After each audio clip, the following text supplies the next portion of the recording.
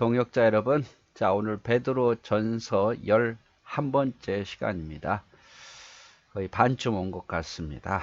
자, 우리가 신약을 볼 때는 다시 한번 또 말씀을 드립니다마는 성경을 몰랐으니까 이거 알아라 라는 것으로 끝나지 않습니다. 물론 알아야겠죠. 근데 알아라 라고 끝나버리면 우리가 솔직히 신약에 있는 말씀을 구약과 다르게 거의 대부분 알아요. 선을 행하라는 거 모르는 사람 누가 있습니까? 아내를 사랑하고 남편을 사랑하고 긍휼히 여기라 사랑하라 이거 다 압니다.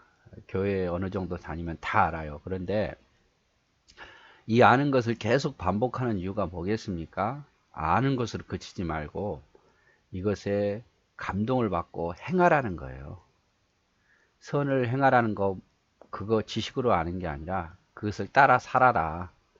또 그 상황이 됐을 때 고난이 됐을 때 그렇게 하라라고 하기 위해서 우리에게 주신 말씀이라는 것을 기억하고 내가 아는 것으로 끝나려고 그러면 여러분 이거 베드로전서 이렇게 안 해도 됩니다. 다 아는 우리가 상식적으로 아는 내용이니까. 그러나 이 말씀을 또 들으면서 아 맞아 우리 그리스도인이 그래야지 내가 고난 속에서 이렇게 살아야지 그걸 깊이 생각하고 또 그렇게 살아보려고 노력할 수 있는 그러면 아마 이 베드로전서가 여러분에게 큰 또 은혜와 또 기적을 보게 만들 겁니다. 자 오늘 3장 볼까요?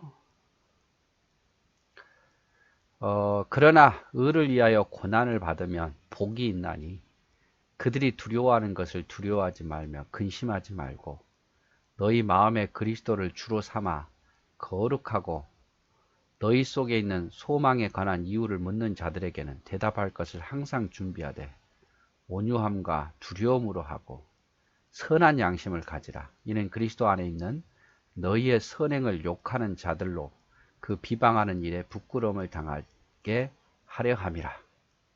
선을 행함으로 고난받는 것이 하나님의 뜻일진데 악을 행함으로 고난받는 것보다 나으니라. 여러분 여기서 이해가 안 되는 부분은 없죠? 다 알아요. 그죠?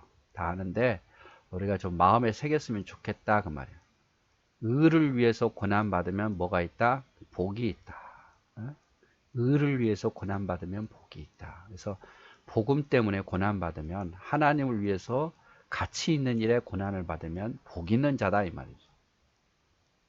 특별히 17절에 이렇게 해석해서 말하죠. 선한 행함으로 고난받는 것이 하나님의 뜻이다. 선을 행함으로 의를 위해서 고난받는 것이 하나님 뜻이다. 악을 행함으로 고난받는 것은 그건 하나님 뜻이 아니다 이 말. 내가 악을 행해서 그게 고난을 받는다. 이건 하나님 원치 않는 것이고 의를 행함으로 선을 행함으로 고난받는 것은 하나님이 기뻐하신 일이다. 그러니까 하나님께서 의를 위해서 고난받으면 복이 있다라고 말해요. 그래서 그런 자들은 고난 앞에서 두려워하거나 근심하지 말고 예수 그리스도를 마음의 구주로 삼아서 항상 고난 앞에서 대답할 것을 준비하고 온유하게 두려움으로 대답할 것을 준비하라 이 말이에요. 그리고 선한 양심을 가지라. 너희의 그 선한 행실이 너희를 비방하는 자들을 부끄럽게 할 거다. 이것이 핵심적인 내용이에요. 자, 하나씩 좀 볼까요? 의를 위해서 고난받는 자가 복이 있다. 여러분, 주님을 위해서 고난받는 거, 그거 복 있는 겁니다. 복 있는 거예요. 하나님께서 살아계시기 때문에 복 있는 거예요. 또 하나님께서 약속하셨죠? 복을 주시리라고. 내 욕심에 의해서 만들어진 고난이 아니라 정말 복음을 위해서 고난받는다면 복이 있는 거예요. 당연히 주를 위해서 애쓰고 힘쓰면요. 사탄이 싫어해요. 그래서 고난을 줘요. 우리가 하나님의 사역하는데 고난이 없을 수 있겠습니까? 고난이 있어요. 그래서 의를 위해서 고난받으면 복이 있다. 꼭 기억하십시오.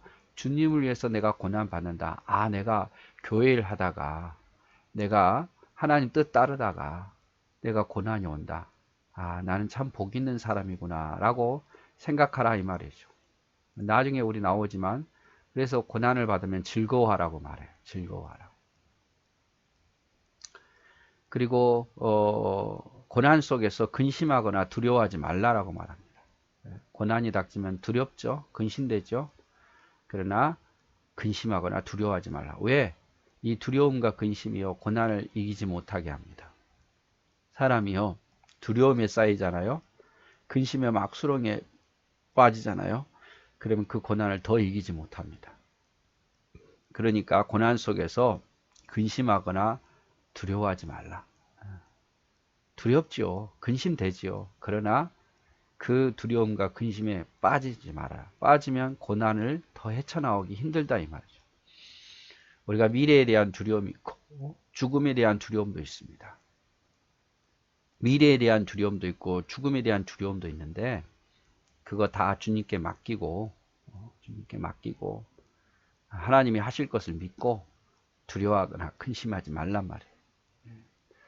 항상 여호수아에게도 바울에게도 이사야에게도 말씀하셨죠. 두려워하지 말라, 염려하지 말라, 강하고 담대하라.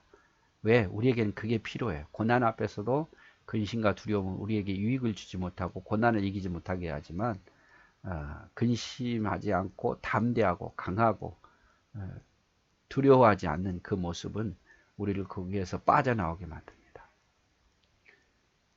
또 그리스도를 주로 삼으라. 예수님을 주로 삼으라. 주님을 더 깊이 의지하라. 예수님을 나의 주인으로 삼고 내가 의지할 대상으로 삼으라 이 말이죠. 그래서 꼭 기억할 것은 고난을 받으면 뭐가 있다? 복이 있다. 그 고난 속에서 근심하고 두려워하지 말라. 왜? 그것이 나를 더 고난에 빠져나오지 못하게 하니까. 대신에 두려워하지 말고 뭐 하라 그랬습니까? 강하고 담대하라. 또 그럴 때일수록 고난의 때일수록 주님을 더 의지하라. 주님을 그리스도를 주로 삼으라. 이렇게 이야기를 하고 있죠. 자, 그리고 의를 위해서 고난을 받는다면 고난을 받을 때 어떻게 해야 되는가? 대답할 것을 온유함과 두려움으로 준비하라. 항상 사람들이 야 예수 왜 믿는데? 막 조롱할 수 있어요. 나한테 말해봐 이렇게 이야기하잖아요. 그러니까 그렇게 대답할 것을 어떻게 하라? 늘 준비하라 이 말이죠. 갑자기 닥치다 보면 준비가 안 돼 있다 보면 내가 두려워질 수 있고 그러니까 최대한 온유한 모습으로 화내지 말고 싸우지 말고 온유한 모습으로 내가 이래서 예수를 믿는다고 내가 이래서 교회를 다닌다고 이래서 헌신한다고 이야기하고 또 두려움으로 하라는 것은 무서워 떨면서 하라는 게 아니라 신중하게 내 말에 있어서 어떤 말을 해야 될지 신중하게 하나님께 덕이 되게 영광이 되게 이야기하라 이 말이죠. 그래서 의를 위해서 고난을 받는 때가 온다면 그들에게 복음에 대해서 예수님에 대해서 최대한 온유하게 그리고 최대한 신중하게 하나님께 영광되게 이야기를 하라 이 말이죠. 또 의를 위해서 고난을 받는다면 뭘 가지라? 선한 양심을 가지라. 착한 마음 고장나지 않는 그런 마음을 가지라 이 말이죠. 의를 위해서 고난을 받을 때 우리에게 필요한 것은 선한 마음이에요. 선한 마음. 착한 마음 고장나지 않는 마음. 디모데전서 1장 19절에 보면 믿음과 착한 양심을 가지라. 어떤 이들은 이 믿음을 버렸고 그 믿음에 관하여는 파산하였느냐. 믿음과 착한 양심을 가지라. 믿음과 착한 양심. 이것으로 말미암아 나도 하나님과 사람에 대하여 항상 양심에 꺼리낌이 없기를 힘쓰나이다. 항상 양심에 꺼리낌 없기를. 여러분 우리 예수 믿는 사람은 마음이 착해야 돼요. 항상 선한 쪽으로 생각하고 선한 마음을 가져야 돼요. 막 누구를 복수하겠다, 누구를 죽이겠다 이런 마음이 아니라 선한 마음을 가져야 돼요. 선한 마음. 야, 참 역시 믿는 사람들은 착하다. 마음이 왜 이렇게 착해? 이렇게 돼야 되죠. 그리고 이 선한 양심을 가지려면 방법이 없습니다. 그 악한 마음이 들어올 때, 죄가 들어올 때 즉각 그냥 토해버려야 돼. 이게 오래 있으면 이게 병들게 만드니까 죄를 즉각 토하고 또 말씀으로 늘 무장하고 성령의 지배를 받아야 돼요. 그래야 이 선한 양심을 유지할 수 있습니다. 그래서 여러분 어떤 선한 양심을 갖는데 뭔가 좀 미워하는 마음이 있다 그럼 즉각 하나님 앞에 회개하고 토해버리십시오.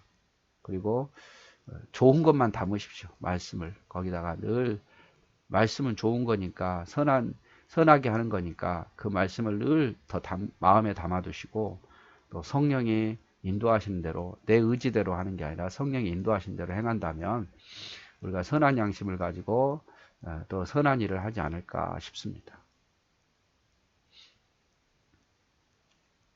자, 선을 행하게 되면 비방하는 자들이 결국 어떻게 돼요? 부끄러운 일 당하겠다. 쟤 뭐야? 라고 막 비방했던 사람들이 알고 보니까 그리스도인들이 너무 선한 거예요. 항상 착한 마음이었고 선한 마음이었고 자기들이 오해했던 거예요. 그러니까 선을 행하면 너희를 비방하는 자들을 부끄럽게 할 것이다. 진정으로 승리하게 할 것이다. 이 말이죠. 그래서 하나님의 뜻은 고난 속에서 선을 행하는 거예요. 선을 행하는 것. 고난 속에서 악을 행하는 게 아니라 고난 속에 선을 행하는 것이 하나님의 뜻입니다. 그리고 고난이 닥칠 때 우리는 둘 중에 하나죠. 포기하거나 극복하거나. 둘 중에 하나. 그러니까 우리는 고난 앞에서 이기려면 포기해서는 안 돼요. 원망해서도 안 되고 고난 앞에서 우리는 더 모이기를 힘쓰고 더 기도하고 더 하나님께 가까이 가야 돼요. 더 해야 돼. 옳은 일을 더 많이 해야 돼. 그래야 그 고난을 극복할 수 있어요.